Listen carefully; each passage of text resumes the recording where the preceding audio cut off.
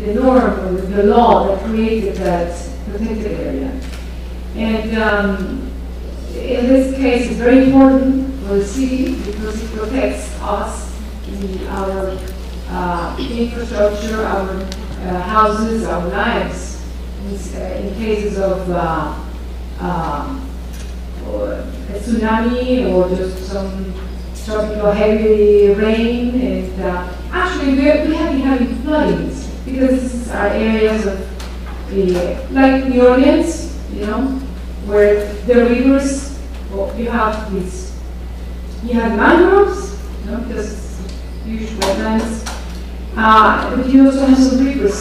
And then when the heavy rains comes, and then you have a high tide, which is very high tide,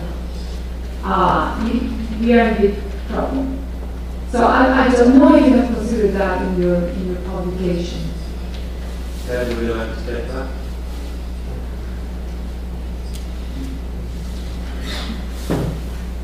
In the publication, we have one site in particular which has proven helpful for disaster risk mitigation. That's the Sunday National Park in Mumbai, where in 2006 there was exceptional flooding, and the damage and human and property costs would have been significantly larger had the protected area not been managed in the way that it had been managed. The broader question of ecosystem-based adaptation, right, and the use of natural systems as a vector for resilience for urban places is hugely important. But it's also a matter which in some ways exceeds that of protected areas, because only protecting the natural systems within protected areas will be insufficient for providing the resilience to the full urban place where it's necessary. They play an important role, but we have not elaborated extensively on that particular point, particularly because it's a point which is, which is treated more and more at a whole ecosystem scale rather than specifically protected area scale. Use protected natural systems within protected areas, by virtue of their protection, do offer some degree of resilience, but it's a matter of engaging those places beyond those protected areas, which are most vulnerable to destruction. It doesn't feature heavily in the book, but it will feature in some degree. But also, I would be very interested in learning more about this urban Ramsar sites, and wherever there are urban Ramsar that meet, please talk to me afterwards. I may add something. We're surprised in writing this book that so little has been written about urban protected areas, except about some individual places. Certainly no systematic international, let alone global treatment. In fact, we may have even invented the term urban protected areas. In my mind, this book, well, it has several purposes. The main purpose in my mind is that we are defining what urban protected areas are and how they are different from other protected areas and how they need to be understood and treated in a different way. I think of this as driving a stake in the ground, defining what this is. And this is really our first effort. When we are through with this book, we need to tell some more detailed stories. We have another question from there.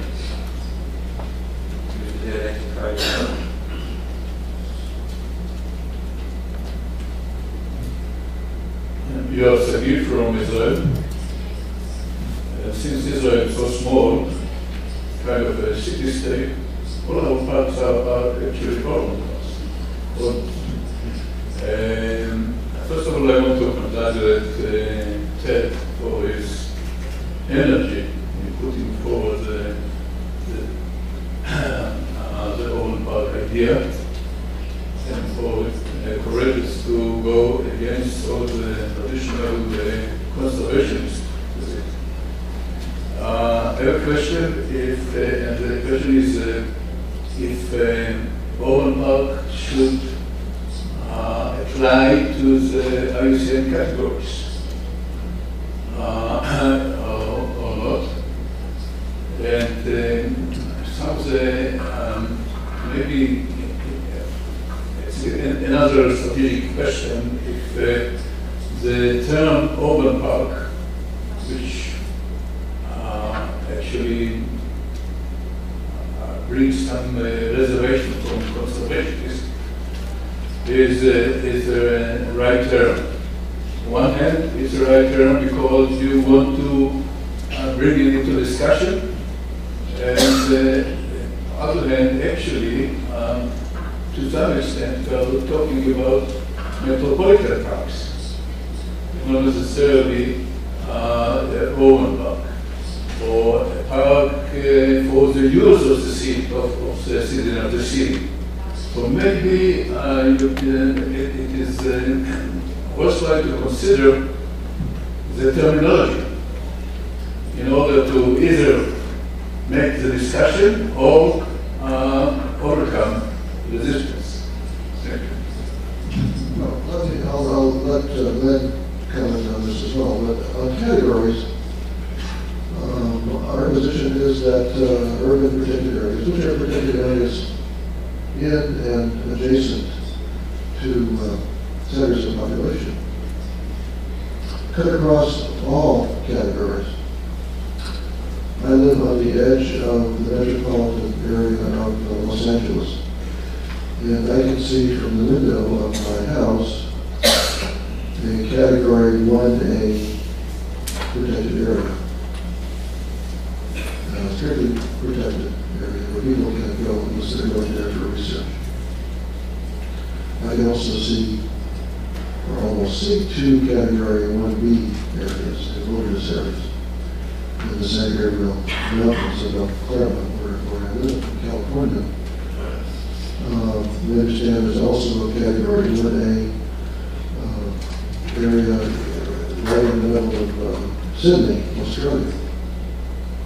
And of course, there are Category 2, and there are many Category 5 protected landscapes as well. So, and certainly we don't want to promote the idea of having a separate urban protected area category. On the second point that we all made, I think that's a good question. Because we have to look at it. This would be a good time to do that before we set these into concrete. But I'd like Can I make a comment on that as well? And the comment is, why is there a need for this movement? Why is there a need for this discussion? And I make this comment as a former senior manager of an urban national park, Tijuca National Park, which is the most visited national park in South America. When I was managing it, I had to deal with a system that had another 311 national parks, all of them not urban.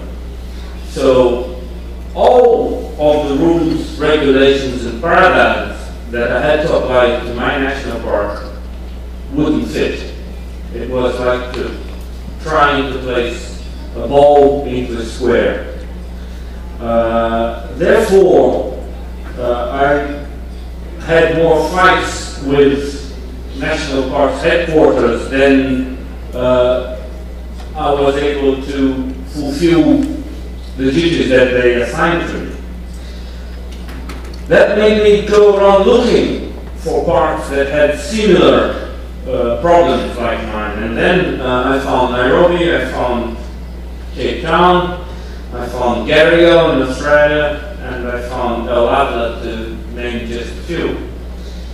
And all of the managers were as desperate as I was, because all of them had the same problem, saying, look, people back in the capital, they're crazy, that they want me to manage this park, and they're not taking the reality of this park into account.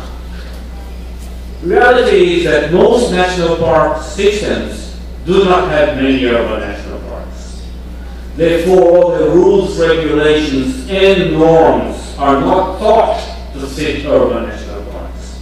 So if you don't make an international best practices book, and you don't think of a way of managing urban national parks in a broader view, then it would be in a national term, you're never going to be able to use all the possibilities that an urban protected area has, because it is very different from a rural national park. Well, the thing that I saw from the presentation, actually, it seems that You need to speak in the microphone. You need to speak in the microphone, the translator.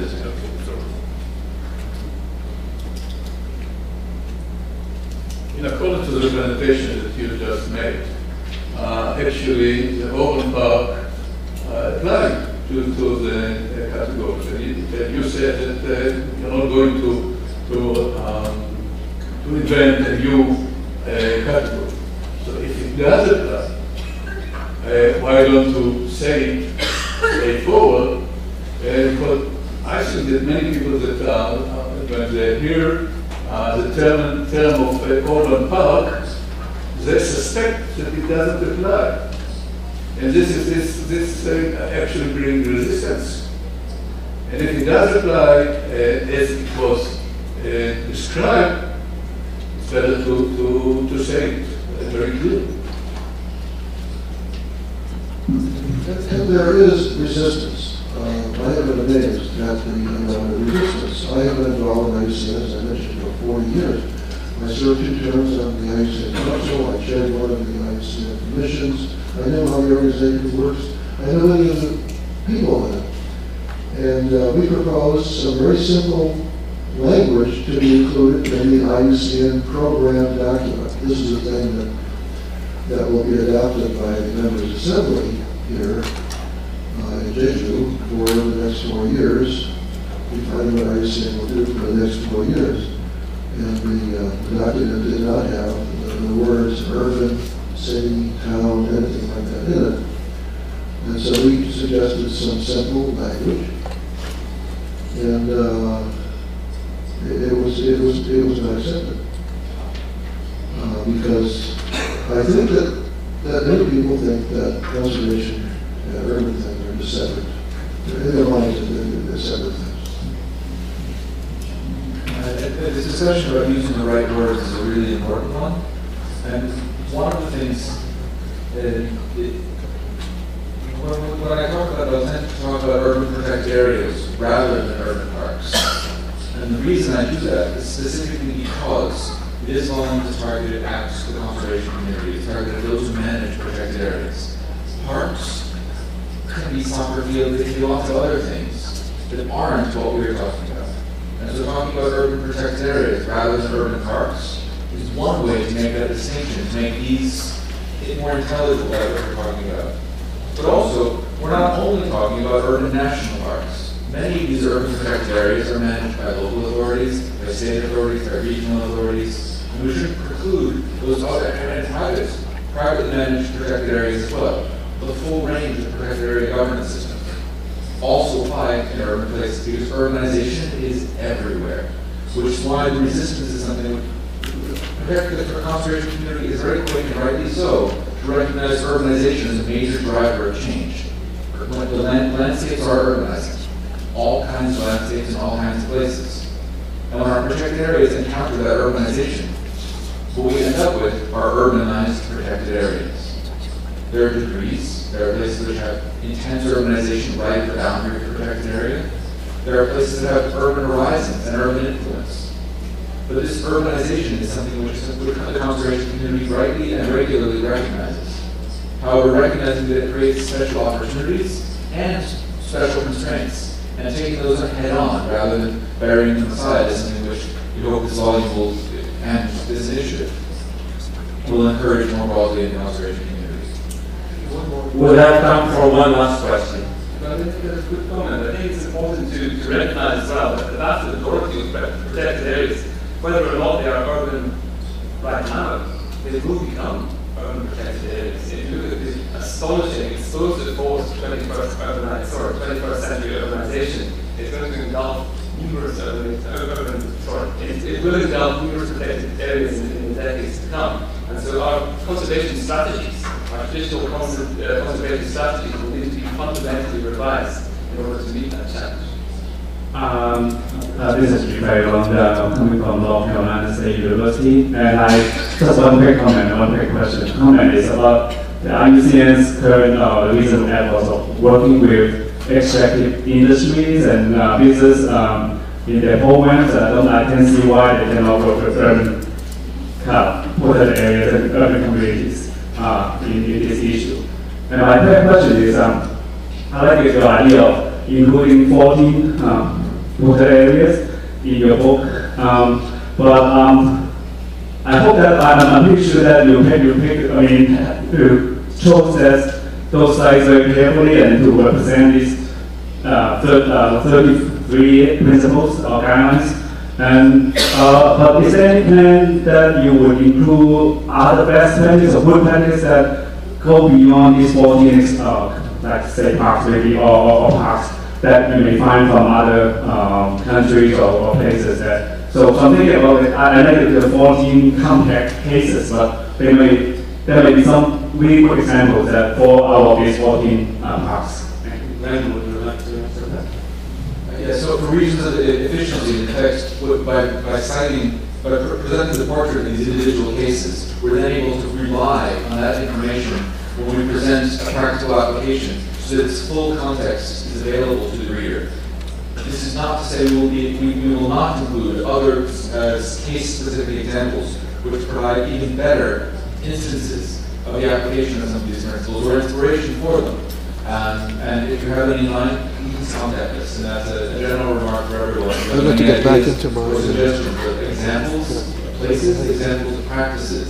I want to get back into which my you think are worthwhile. Please do get in touch with us. PowerPoint. That would be very, very helpful as we go forward with not only this publication, but also the initiative more broadly. Thank you, Glenn. I think now it's time for us to hear the two strategies from Korea. Thank you, David.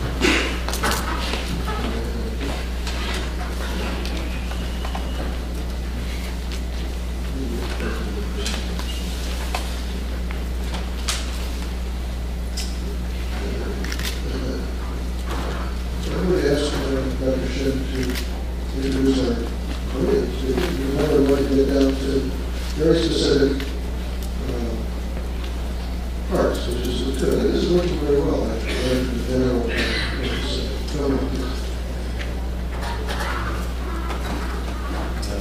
Speaking here or?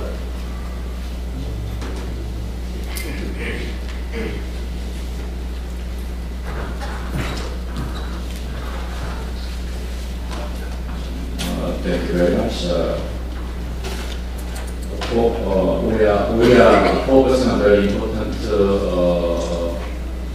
problems. So conservation, organization, and the protected area. So our problem is how can overcome this kind of dilemma and the paradox. I hope today the Korean two professors' input will provide a very good case to overcome the dilemma we are facing out. First speaker is Professor Sang Dong. He is now working for Seoul University, and his background is urban planning and also landscape. So he's very interested in how can, especially as a Heinemann, just to mention the map, the Bukhansan case is a very important case. So some says that Hong Kong, the protected area, is a good combination of the urbanization and protected area. So we are also Korean. The Bukhansan is a national park and surrounded by approximately 20 million population. So I think that the presentation of the Dr. Han is very starting from some kind of finding the problem and then how can we solving the problems the youth area facing in Korea. The most important case is of Bukhansan. So next comment, but also you can show very good information. The Dr. Ki Jong also yet about Mudungsan National Park. I think that the case of Mudungsan is a little bit better than the Hokkaido case, but he will be focusing on the ecological design for the buffer zone, the Guam City, and nearby new national park. So I hope you can give a big applause to the Professor Han from Seoul University. Thank you.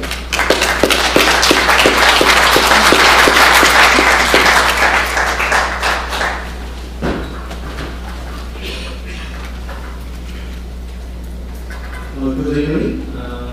My name is Mohan. Family name is Han. I present in Korean. Please use your resource, please. 감사합니다. 저는 서울 시립대학교에 근무하고 한국환경생태학회의 편집 이사를 맡고 있는 한유공입니다. 오늘 제가 말씀드릴 내용은 앞에 1섹션에서 말씀하신